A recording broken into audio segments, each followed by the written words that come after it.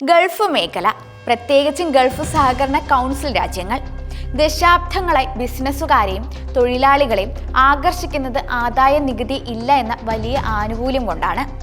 Europe ഉൾപ്പെടെയുള്ള മിക്ക രാജ്യങ്ങളിലും ആദായ നികുതി നൽകേണ്ടി വരുമ്പോൾ അവിടുത്തെ ഇന്ത്യൻ പ്രവാസികൾക്ക് അവരുടെ സമ്പാദ്യത്തിന്റെ ഒരു ഭാഗം മാത്രമേ നാട്ടിലേക്ക് അയക്കാൻ സാധിക്കാറുള്ളൂ.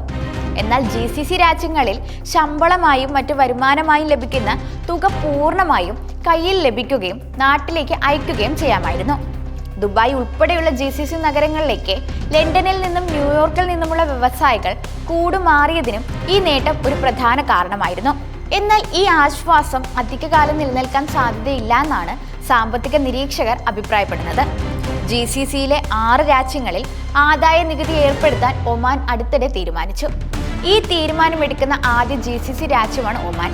ഇത് മറ്റ് GCC രാജ്യങ്ങളായ Saudi Arabia, UAE, Qatar, Kuwait, Bahrain എന്നിവയിലും ഇതേ പാത പിന്തുടരുമെന്ന ആശങ്ക ഉയർത്തുന്നുണ്ട്.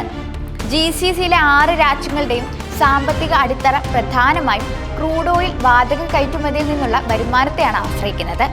എന്നാൽ ഈ വരുമാനത്തെ മാത്രം ആശ്രയിച്ച് കൂടുതൽ കാലം മുന്നോട്ട് പോകാൻ സാധിക്കില്ലെന്ന് ഈ രാജ്യങ്ങളിലെ ഭരണാധികാരികൾ തിരിച്ചറിഞ്ഞിട്ടുമുണ്ട്. ഇതിന്റെ ഭാഗമായിട്ടാണ് ടൂറിസം, വ്യവസായം, വ്യാപാരം, സാങ്കേതിക വിദ്യ തുടങ്ങിയ മേഖലകളിൽ വരുമാനം കണ്ടെത്താൻ ഇവർ ശ്രമിച്ചുകൊണ്ടിരിക്കുന്നത്. ഇതിനു പുറമെ വരുമാന നികുതിയും ഈ രാജ്യങ്ങൾ നടപ്പാക്കിയേക്കാം എന്ന സൂചനയാണ് ഇപ്പോൾ ഒമാനിൽ നിന്ന് ലഭിക്കുന്നത്. നിലവിൽ ഒമാൻ ഒഴികെയുള്ള മറ്റ് GCC രാജ്യങ്ങൾ ആദായ നികുതി നടപ്പാക്കുന്നത് സംബന്ധിച്ച് ഔദ്യോഗികമായി ഒരു അറിയിപ്പ് നൽകിയിട്ടില്ല. എന്നാൽ ഈ സാധ്യത തള്ളിക്കളയാൻ സാധിക്കില്ല എന്നാണ് സാമ്പത്തിക വിദഗ്ധരുടെ പക്ഷം. ഒമാൻ ഒരു റോഡ് മാപ്പ് നൽകിയിരിക്കുകയാണെന്നും ഈ നീക്കം നിരീക്ഷിച്ച് മറ്റ് രാജ്യങ്ങളും ഇത് നടപ്പാക്കിയേക്കാമെന്നും Oxford Economics Middle East MD Scott Livermore അഭിപ്രായപ്പെടുന്നുണ്ട്. മറ്റ് രാജ്യങ്ങളും ആദായ നികുതി നടപ്പാക്കുമോ എന്നറിയാൻ കാത്തിരിക്കേണ്ടതുണ്ട് എന്ന് തമീമി ആൻഡ് കമ്പനിയുടെ റേച്ചൽ ഫോക്സും പറയുന്നു. ഒമാൻ വിഷൻ 2040 എന്ന പദ്ധതിയുടെ ഭാഗമായാണ് ഈ നികുതി പരിഷ്കരണം നടപ്പാക്കുന്നത്. 2028 മുതൽ ആദായ നികുതി നടപ്പാക്കുമെന്നാണ് ഒമാൻ പ്രഖ്യാപിച്ചിട്ടുള്ളത്. പ്രതിവർഷം 42,000 ഒമാനി റിയാൽ, ഏകദേശം 90 ലക്ഷം ഇന്ത്യൻ രൂപ വാർഷിക വരുമാനമുള്ളവരിൽ നിന്ന് 5% നികുതി പിടിക്കുമെന്നാണ് പ്രഖ്യാപനം. ഇത് ഉയർന്ന വരുമാനമുള്ളവരെ മാത്രമാണ് ആദ്യഘട്ടത്തിൽ ബാധിക്കുക എന്ന് വ്യക്തമാണ്. ഒമാൻ നടപ്പാക്കിയ ആദായ നികുതി സമ്പ്രദായം മറ്റ് രാജ്യങ്ങളും സൂക്ഷ്മമായി നിരീക്ഷിക്കുമെന്നത് ഉറപ്പാണ്. ആദ്യഘട്ടം വിജയകരമായാൽ കൂടുതൽ വരുമാനം കണ്ടെത്താനായി ആദായ നികുതി പരിധിയിൽ മാറ്റം വരുത്താനുള്ള സാധ്യത തള്ളിക്കളയാൻ സാധിക്കില്ല. സ്വദേശീവൽക്കരണം നടപ്പാക്കിയതുപോലെ കൂടുതൽ രാജ്യങ്ങളും കൂടുതൽ മേഖലകളും ആദായ നികുതിയിലേക്ക് കടന്നു വന്നേക്കാം. ഇത് ഗൾഫ് രാജ്യങ്ങളിൽ ജോലി ചെയ്യുന്ന ദശലക്ഷക്കണക്കിന് ഇന്ത്യൻ പ്രവാസികൾക്ക് അവരുടെ സാമ്പത്തിക ആസൂത്രണത്തിൽ വലിയ മാറ്റങ്ങൾ വരുത്താൻ കാരണമാകും. അവരുടെ വരുമാനത്തിന്റെ ഒരു ഭാഗം ഇനി നികുതിയായി നൽകേണ്ടി വരുമ്പോൾ നാട്ടിലേക്ക് അയക്കുന്ന പണത്തിന്റെ അളവ് കുറയാനുള്ള സാധ്യതയുണ്ട്. GCC രാജ്യങ്ങൾ സാമ്പത്തിക വൈവിധ്യവൽക്കരണത്തിന്റെ പാതയിലായതുകൊണ്ട് ആദായ നികുതി പോലുള്ള പുതിയ വരുമാന മാർഗങ്ങൾ ഭാവിയിൽ സാധാരണമായേക്കാം. ഇത് പ്രവാസികൾക്ക് ഒരു പുതിയ സാമ്പത്തിക വെല്ലുവിളിയായിരിക്കും.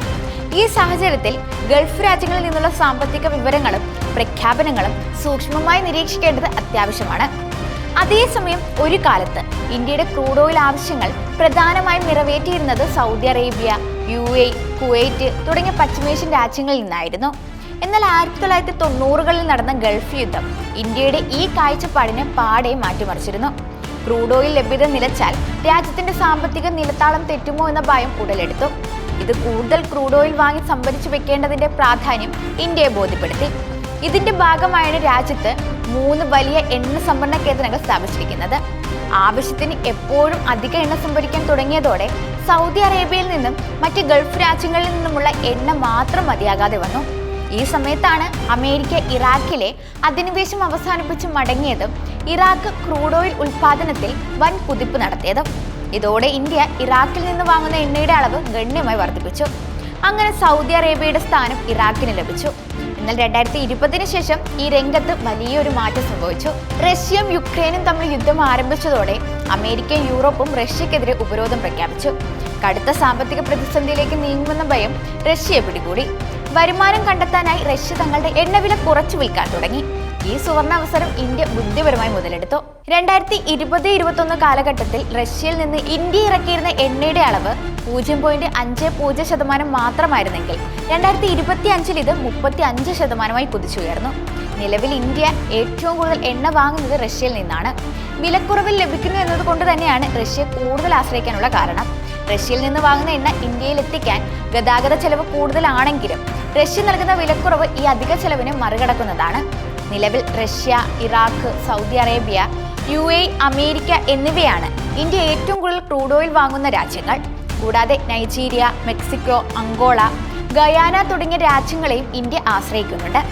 ഏറ്റവും പുതിയ കണക്കുകൾ പ്രകാരം ഇറാഖിൽ നിന്ന് 19%, സൗദി അറേബ്യയിൽ നിന്ന് 14%, UAEയിൽ നിന്ന് 10%, അമേരിക്കയിൽ നിന്ന് 5% എന്നിങ്ങനെയാണ് ഇന്ത്യ എണ്ണ വാങ്ങുന്നത്. ഈ ക്രൂഡ് ഓയിൽ പലതും ഇന്ത്യയിലെ റിഫൈനറികളിൽ സംസ്കരിച്ച് ഇന്ധനമാക്കി കയറ്റുമതി ചെയ്യുകയും ചെയ്യുന്നുണ്ട്.